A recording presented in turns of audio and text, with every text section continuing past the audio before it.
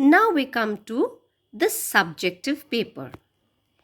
It was divided into two parts. The first skill that we were dealing with was your comprehension and analysis. We'd given you one small passage which is extracted from the text, and then there were certain questions. I've written the answers elaborately. I'll share it with you, of course, so that you can understand what points are necessary to be included. How is it evident from the given passage that Shamal and his father had contrasting characters? Contrasting means differing. So, as we proceed to through the text, we realize that Shamal and his father had quite contrasting characters. His father was a materialistic man, whereas Shamal was emotional by nature. Shamal's father was prepared to chop off Nimai to make space for the new car, whereas to Shamal, just like his grandfather, Nimai was more of a family member. So Shamal's father preferred a car, a lifeless car, over a tree that had existed with them, a tree with life that had been a part of their family for a long time. And who planted the tree? His own father had planted the tree, but he did not have much attachment with the tree. He was more interested in his new car. So compared to Shamal, he was a materialistic man. Shamal was emotional because he could understand the nuances of the beauty of nature.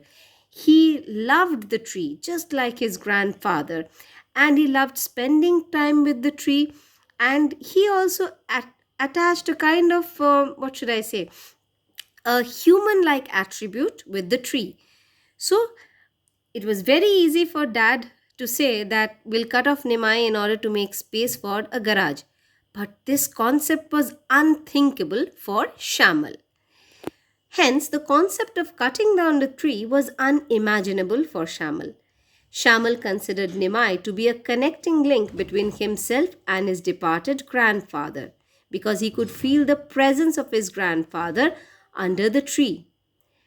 But his father did not have such emotions. Father could easily say that he was my father as well, and we could remember him in 100 other ways.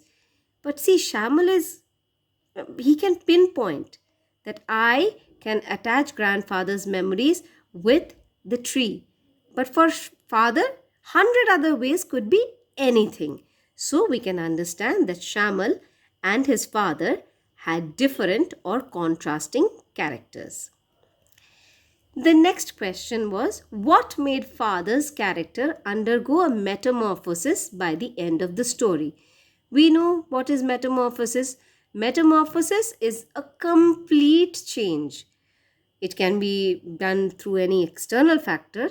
So, as we read through the story and we come to the end of the story, we can say that on the evening before Nimai was scheduled to be cut off, the weather suddenly had turned. The sky had become black with clouds, and rain had poured down, and of course, with the rain came lightning and thunder.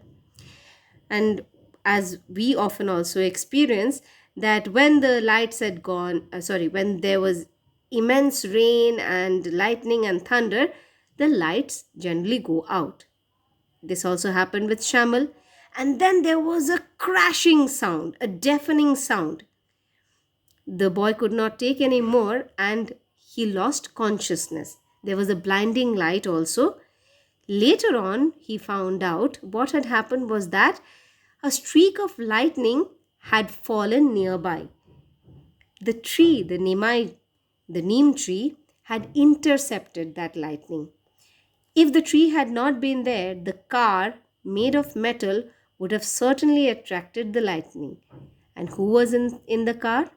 Father was in the car and he was getting out of the car. So if the lightning had struck the car, obviously father would not have survived this accident. So, you know what? When suddenly a man realizes that death had really come very near him, it was just a touch and go case. And how did he get himself saved? Because of the tree. So then you start feeling grateful that yes, had the tree not been there, I would have been dead. And what am I planning? I'm planning to cut the tree off tomorrow.